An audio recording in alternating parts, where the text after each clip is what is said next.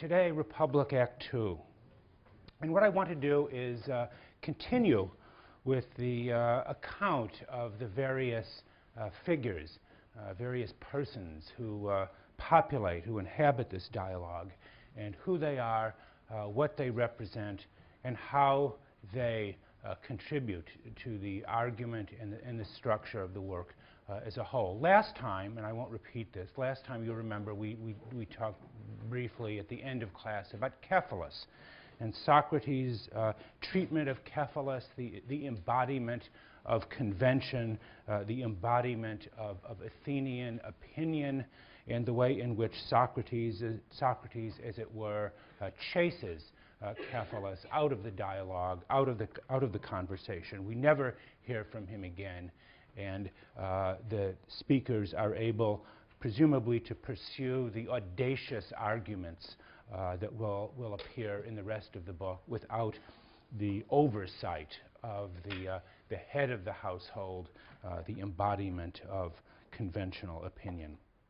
And Socrates next pursues this discussion with the son of Cephalus, Polemarchus, the man who first approached, had Socrates approached on the Piraeus.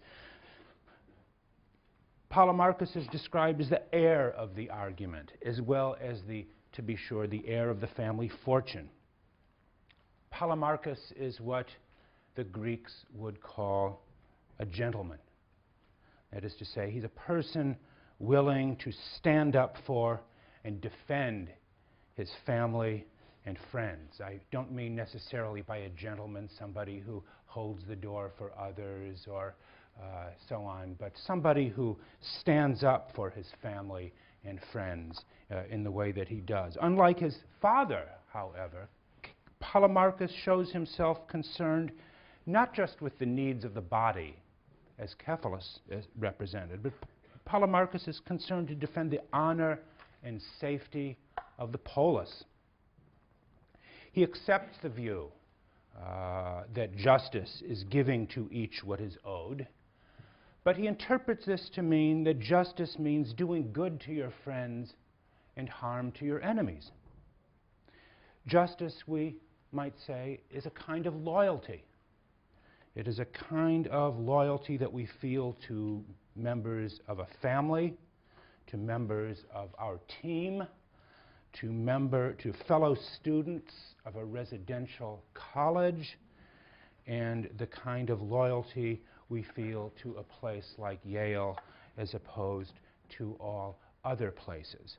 That is to say, Polemarchus understands justice as a kind of patriotic sentiment that citizens of one city or one polis feel for one another in opposition to all other places. Justice is devotion to one's own, and one's own is the good for Polemarchus. One's own is the just. But Socrates challenges Polemarchus on the grounds that loyalty to a group, any group, cannot be a virtue in itself. And he trips Polemarchus up with a very, in many ways, familiar Socratic argument. Do we ever make mistakes? He asks Polemarchus. Isn't the distinction between friend and enemy based on a kind of knowledge, on a perception of who is your friend and who is your enemy? Have we ever mistaken friend for enemy? The answer seems to be, of course we have.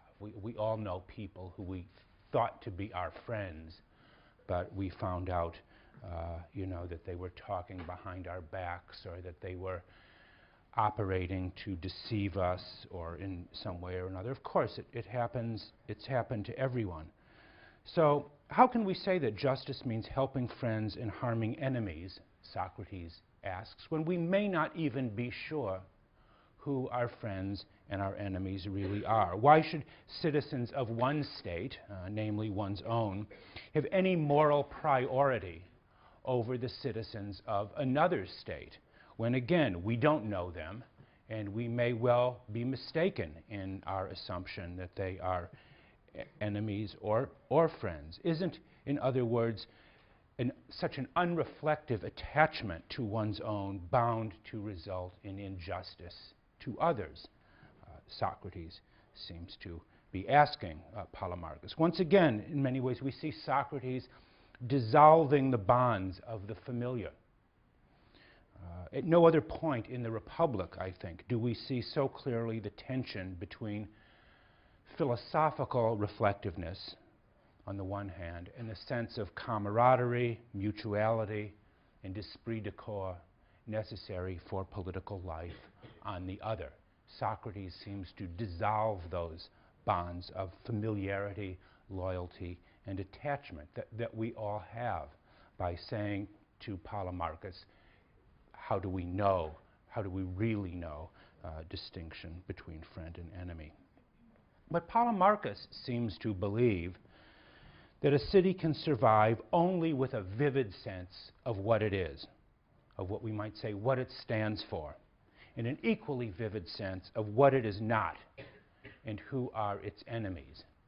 Isn't this essential for the survival of any state, of any city, to know who its friends and enemies are, who its challengers are? Socrates' dissolution of that very framework challenges, it seems to me, the very possibility of political life by questioning the question or the distinction between friend and enemy. Although Polemarchus, like his father, is reduced to silence, it is notable that his argument is not defeated. Later in the Republic, you will see, not that much later even, Socrates will argue that the best city may be characterized by peace and harmony at home, but this will never be so for relations between states. This is why even the best city, even Callipolis, will require, as he spends a great deal of time discussing, will require a warrior class, a class of what he calls auxiliaries. Auxiliaries. War and the preparation for war is an intrinsic part of even the most just city. Even the Platonic just city will have to cultivate warrior citizens who are prepared to risk life in battle for the sake of their own city. So in many ways, it seems that Polemarchus' argument, while apparently refuted in Book 1, is rehabilitated and reemerges in its own way later in the dialogue. And we might want to think about this because it is an argument that is very important to a contemporary or 20th century, important 20th century political theorist by the name of Schmidt, who made the distinction between what he called the friend and the enemy, right? You remember this, central to his understanding of politics. This is an argument that comes from Polemarchus in Book 1 of the Republic. Polemarchus is dispatched in one way or another. And this creates the opportunity for the longest and, in many ways, most memorable exchange in Book 1, and perhaps even the Republic as a whole, the exchange with Thrasymachus, who represents a far more difficult challenge in his own way than either of the first two speakers. In many ways, because Thrasymachus could be seen as Socrates' alter ego in some way, his sort of evil twin. He is, how to put it, he is the Dr. Moriarty to Socrates' Sherlock Holmes, the evil doppelganger in some way. Thrasymachus is a rival of Socrates in many respects. He also, like Socrates, is a teacher, clearly. He is an educator. He claims to have a certain kind of knowledge of what justice is and claims to be able to teach it to others. He is teaching a kind of, we will find out, a kind of hard-headed realism that expresses disgust at Polemarchus' talk about loyalty and friendship and the like. Justice, he asserts, is the interest of the stronger. Every polity of which we know is based upon a distinction between the rulers and the ruled. Justice consists of the rules, that is to say, that are made by and for the benefits of the ruling class. Justice is nothing more or less, right, than what benefits the rulers who determine the laws of justice. Thrasymachus is, of course, even for us today, a familiar kind of person. He is the intellectual. He who enjoys bringing, you might say, the harsh and unremitting facts about human nature to light, who enjoys dispelling illusions and pretty beliefs. He's the one who probably would be the first to tell you there is no Santa Claus.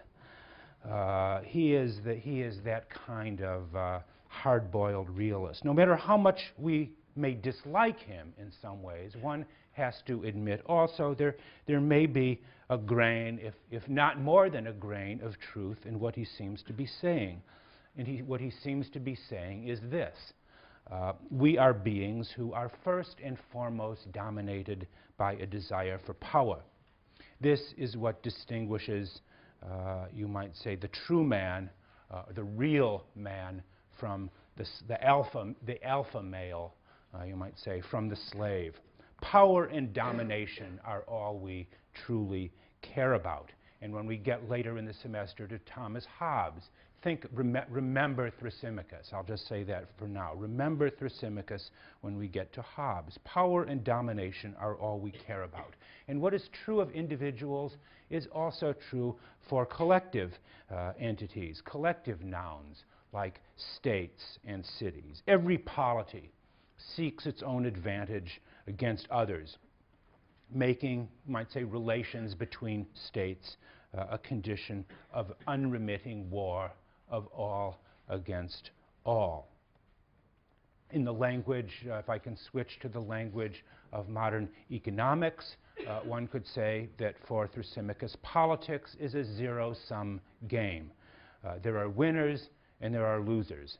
And the more someone wins, that means the more someone else will lose. And the rules of justice are simply the laws set up by the winners of the game to protect and to promote their own interests. It didn't take Karl Marx to invent or to discover that insight, that you might say the rules of justice are simply the rules of the ruling class. That comes straight out of Thrasymachus, Book 1 of the Republic. Well, how to respond? And again, Socrates challenges Thrasymachus with a variation of the argument that he'd used against Polemarchus. That is to say, do we ever make mistakes? That is to say, it is not self-evident, or it is not always intuitively obvious what our interests are. If justice is truly in the interests of the stronger, doesn't that require some kind of knowledge, some kind of reflection on the part of those in power to know what is really and truly in their interests? People make mistakes, and it is very possible to make a mistake about your own interests. And of course, Thrasymachus has to acknowledge this. Of course, the rulers make mistakes, and he tries to invent an argument that if a ruler makes a mistake, he's not really a true ruler. The true ruler is the person who both acts on his own interests and, of course, knows what those interests are. But the point that he admits is all, in a sense, that Socrates needs. Justice is not power alone. Justice requires knowledge. Justice requires reflection. And that is, of course, at the core of the famous Socratic thesis that all virtue is a form of knowledge. All the virtues require knowledge and reflection at their basis. But much of the exchange with Thrasymachus turns on the problem of what kind of knowledge justice involves. If justice is a kind of knowledge, if justice equals self-interest, and self-interest requires knowledge, well, what kind of knowledge is that? Thrasymachus contends that justice consists of the art of convincing people to obey the rules that are really in the interests of others, the interests of their rulers. Justice, in other words, for Thrasymachus, is a kind of sucker's game, obeying the rules that really benefit others, largely because we fear the consequences of injustice.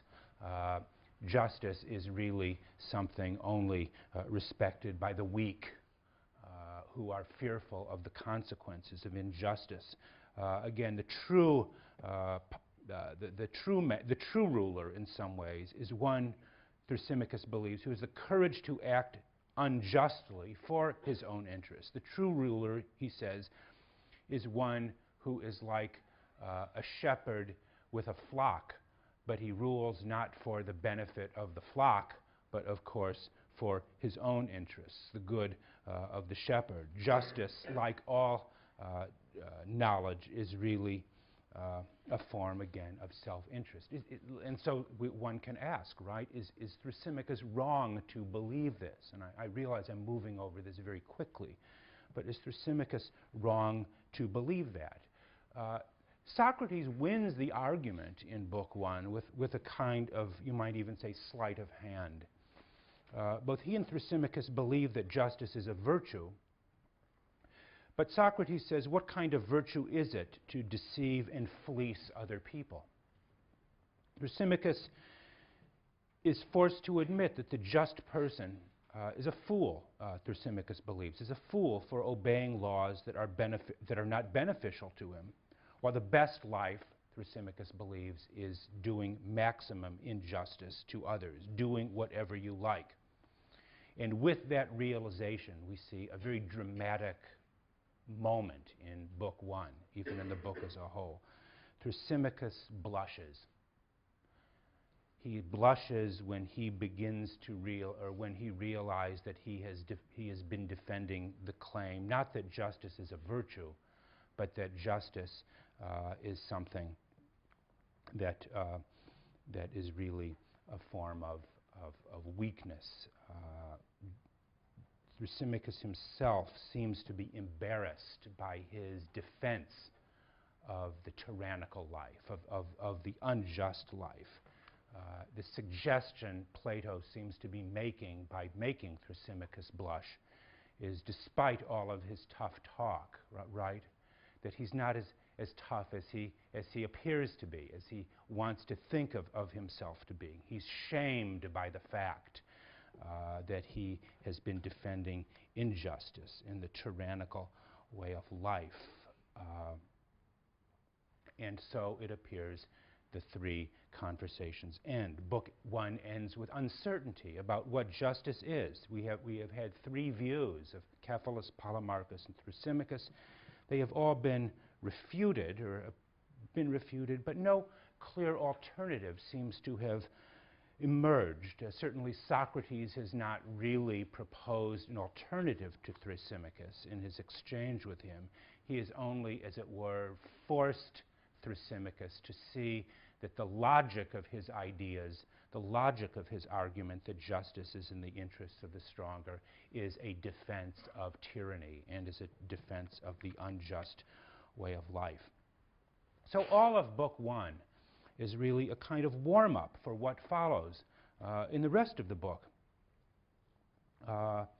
We find out, presumably, what justice is. Until then, until that point, we have no reason to really give up on our current existing ideas about what justice is. And this is where the two most important figures of the Republic begin to make their voices heard.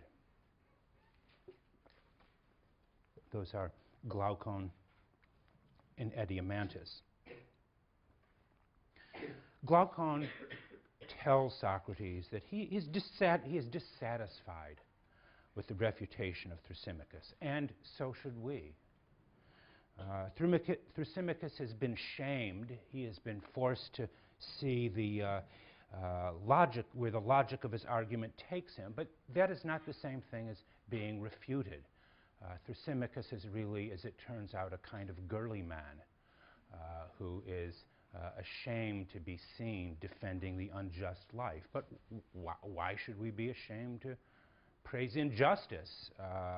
Glaucon challenges Socrates. It is not enough to show that justice is wrong, Glaucon says. What we need is to hear why justice is good, or more precisely, to hear justice praised for itself. Is there, in your opinion, Glaucon asks Socrates, a kind of good that we would choose because we delight in it for its own sake? 358a. Is there a kind of good that we delight in for its own sake? And this is where the rubber hits the road.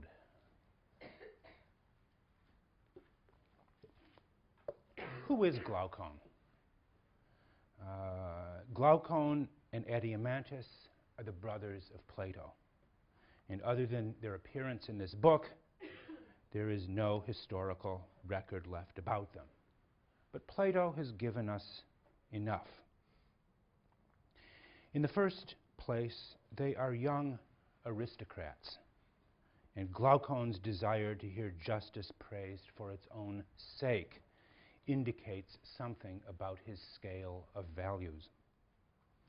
It would be vulgar, he believes, to speak of justice or any virtue in terms of material rewards or consequences. He does not need to hear justice praised for its benefits. He's indifferent to the consequences. Rather, he claims that he wants to hear justice defended the way that no one has ever defended it before. The brothers desire to hear justice praised for itself alone, and that seems to be expressive of their own freedom from mercenary motives and incentives. It reveals to us something about their idealism and a certain kind of loftiness of soul. And certainly the brothers, we find out, are not slouches. They are not slouches at all. Although it is easy to remember that later in the dialogue, most of their contributions seem to be of the form of yes, Socrates, no, Socrates. They seem to be rather passive interlocutors. Their early challenges to Socrates show them to be potential philosophers. That is to say, the kind of persons who might one day rule the city. Of the two, Glaucon seems to be the superior. He is described as the most courageous, which in that context means the most manly, the most virile. And later Socrates admits that he has always been full of wonder at the nature of the two brothers. And at 368a, he cites a line of poetry, you remember, written about them for their distinction in battle. They have been in war. They have been tested in war, obviously. They are also, and we see this from their relationship between one another and the way they speak to one another, they are also highly competitive super-achievers, a little bit like some of you, perhaps. There is quite a bit of jousting between them that you need to be attentive to. And each proposes to Socrates a test that he will have to pass in order to prove the value of justice and the just life. Glaucon goes on to rehabilitate the argument of Thrasymachus in many ways in a more vivid and a more expressive way than Thrasymachus did himself. Glaucon tells a story, you remember. Yes. A story that he modifies from the historian Herodotus. A story about a man named Gyges who possessed a magic ring that conferred on him the power of invisibility. Who has not wondered what we would do if we had this power?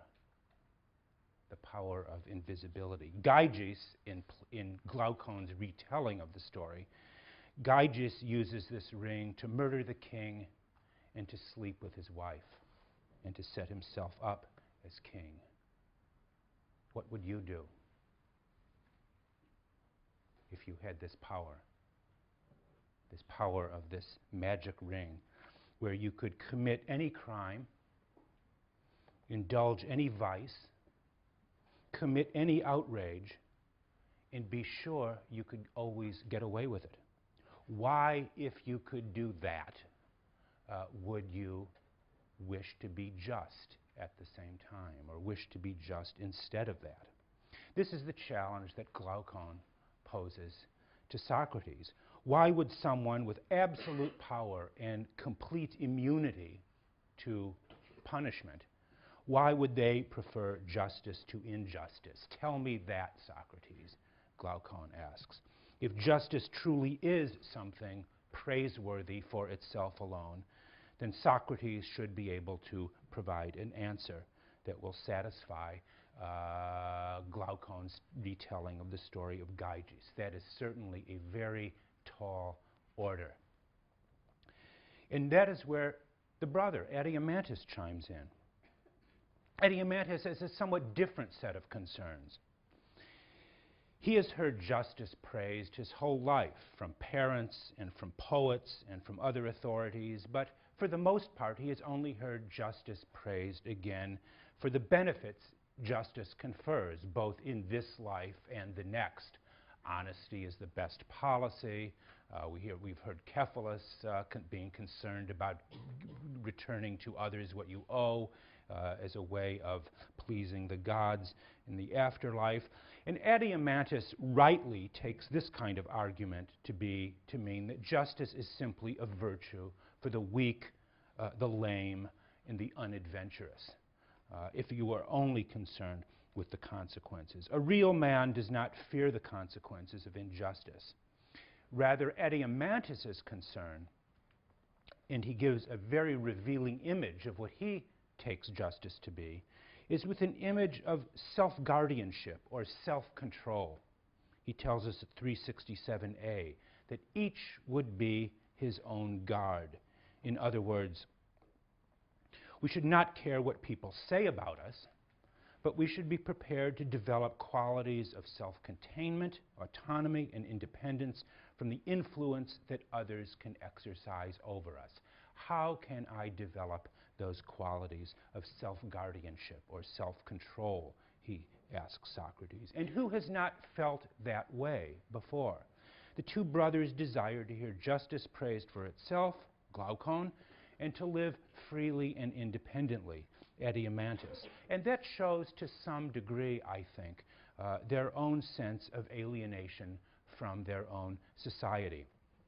If I can put the case for them slightly anachronistically, these are two sons of the upper bourgeoisie who feel degraded by the mendacity and the hypocrisy of the world they see around them. In any way, what person with any sensitivity to greatness has not felt this way at one time or another? The two are open to persuasion, to consider alternatives, perhaps even radical alternatives to the society that has nurtured them. They are, to put it another way, perhaps not only potential rulers and potential philosophers, they may also be potential revolutionaries. And the remainder of the book is addressed to them and, of course, people like them.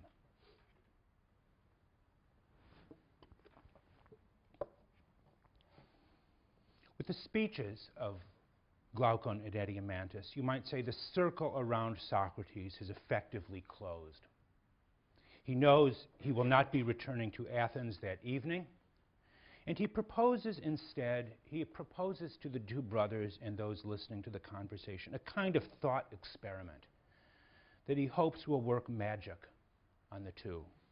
Let us propose, he says, to watch a city coming into being in speech. Let us create a city in speech. It is easier, he says, to view justice, not to view justice microscopically in an individual, but rather let's view justice, as it were, through a magnifying glass. Let's view justice in the large sense. Let us view justice in a city in order to help us understand what it is in an individual. And this idea that the city is essentially analogous to the soul, that the city is like the soul, is the central metaphor around which the entire republic is constructed. It seems to be presented entirely innocuously. No one in the dialogue objects to it, yet everything else follows from this idea that the city, the polis, is in certain essential respects like an individual, like the soul of an individual. What is Socrates trying to do here? And what is that metaphor, that central metaphor? In what function does it serve within the work? To state the obvious, Socrates introduces this analogy to help the brothers better understand what justice is for an individual soul. The governance of the soul, Adiamantus's standard of self-control, must be like the governance of a city in some decisive respects. But in what respects? How is a city like a soul? And in what respect is self-governance, the control of one's passions and appetites, in what respect is self-control like the governance of a collective body? Consider the following example. When we say that so-and-so is typically American, or typically, to take Taiwanese, for example, we mean that that person expresses certain traits of character and behavior that are broadly representative in some way of the cross-section of their countrymen. Is this a useful way to think? More specifically, what does it mean to say that an individual can be seen as magnified in his or her country, or that one's country is simply the collective expression of certain individual traits of character? That seems to be what Socrates is suggesting, right? Is that what he's getting at?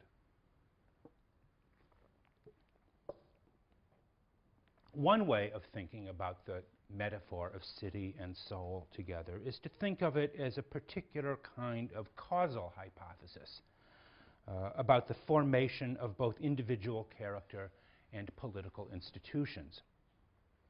And this reading of the city-soul analogy as a kind of causal relation maintains the view that as individuals we both shape and determine the character of our societies, and that those societies in turn shape and determine individual character. The city and soul analogy could be seen then as an attempt to understand how societies reproduce themselves and how they shape citizens who again in turn shape the societies in which they inhabit. That seems to be one way of making sense of the city-soul hypothesis, but again, it doesn't seem to answer the question, in what way are cities and individuals alike? To take the American case, for example, does it mean that something like the presidency, the Congress, and the court can be discerned within the soul of every American citizen? I mean, that would be absurd to think that, obviously. I mean, I think it would be absurd. Maybe you want to argue it, and we could have a discussion. But it might mean that American democracy, or democracy of any kind, helps to produce a particular kind of democratic soul. Just like, you might say, the old regime in France, the old aristocratic society existing before the Revolution, tended to produce a very different kind of soul, a very different kind of individual. Every regime will produce a distinctive kind of individual, and this individual will come to embody the dominant character traits of the particular regime. The remainder of the Republic is again devoted to crafting a regime that will produce a distinctive kind of human character. And that, of course, is why the book is a utopia, There has never been a regime in history that was so single-mindedly devoted to the end of producing that rarest and most difficult species of humanity called simply philosopher.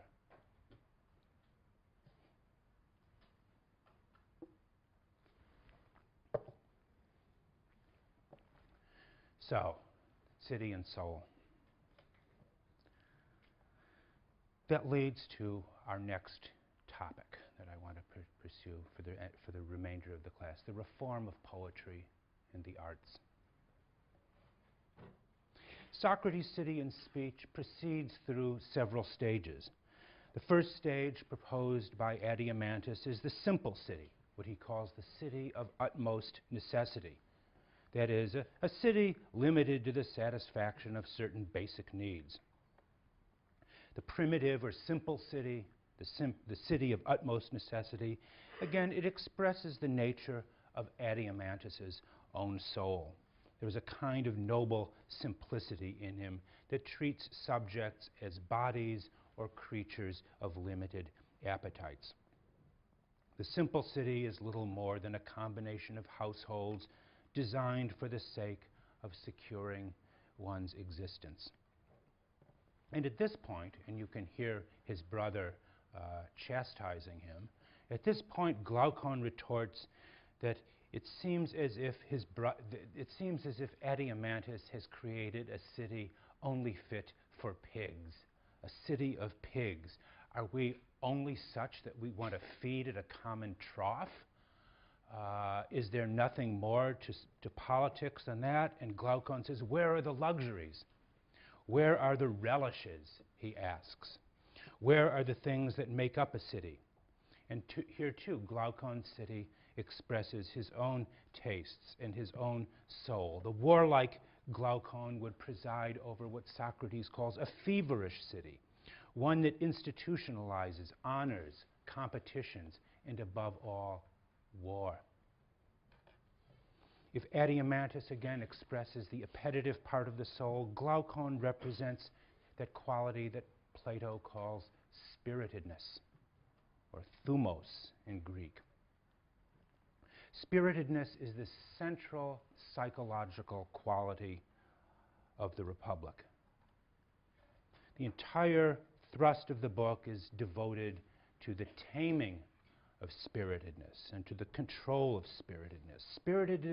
Spiritedness is that quality of soul that is most closely associated with the desires for honors, fame, and prestige. It is a higher order psychological quality. It is what seeks distinction, the desire to be first in the race of life and lead us to seek to dominate others. We all know people of this sort, do we not? And we all, to some degree, embody this quality in ourselves. It is the quality that we associate with being a kind of alpha personality. This is the issue for Socrates, how to channel this wild and untamed passion of spirit or heart, how to channel this to some kind of common good. Can it be done? How can we begin the domestication of the spirited Glaucon? The rest of the book is to some degree about taming, asking the question whether Glaucon can be tamed. And it is here that Socrates turns to his first and perhaps even his most controversial proposal for the establishment of the just city. The creation of the just city can only begin, he says, with the control of music, poetry, and the arts. And this is where Plato's image as an educator derives. The first order of business for the founder of a city, any city, is the oversight of education. And his proposals for the reform of poetry, especially Homeric poetry, represent clearly a radical departure from Greek educational practices and beliefs. Why is this so important for Socrates? Ask yourself, if you were founding a city, where would you begin? Socrates' belief, or his argument, seems to be something like this.